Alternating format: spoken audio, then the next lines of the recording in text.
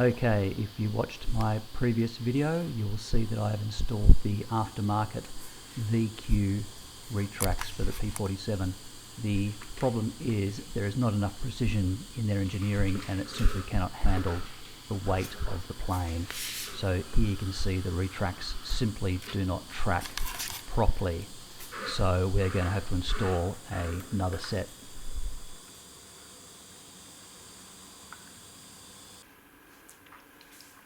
So I had to put my money where my mouth is and swap out the Retracts completely because there was just too much play. I know it doesn't look like much, but there's just too much play, and under the weight of the plane, as you can see from the video, they were just buckling. This is only 4mm, this has got a 5mm pin in there, and these there's absolutely no play. There's no play at all in those Retracts. So there we go. We've had to. So buying the original Retracts was not worth it at all. So there we go. That's using a 3-inch wheel. So we've got a 3-inch wheel in there.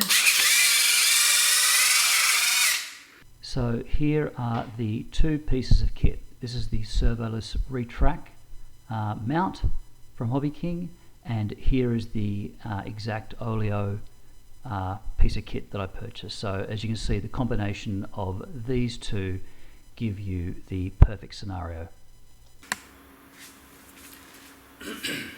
So now you can see she tracks beautifully. Look at that, perfect. Look at that.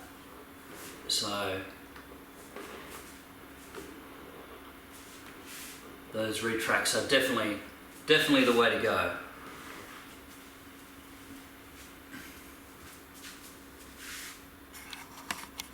So I now have the absolute final word on the Retracts for the VQ P-47. I've bought 4 sets now. So we have the set that I made up from Hobby King, which I think is the best set. I think this is the strongest motor, and this is the strongest set of Retracts. Okay, there's the aftermarket VQ set. I think there's too much play in their manufacture, and I don't think it's a strong enough strut. Okay, I have the Freewing P-51 Mustang Retract, and I have the FMS P-51 Mustang Retract.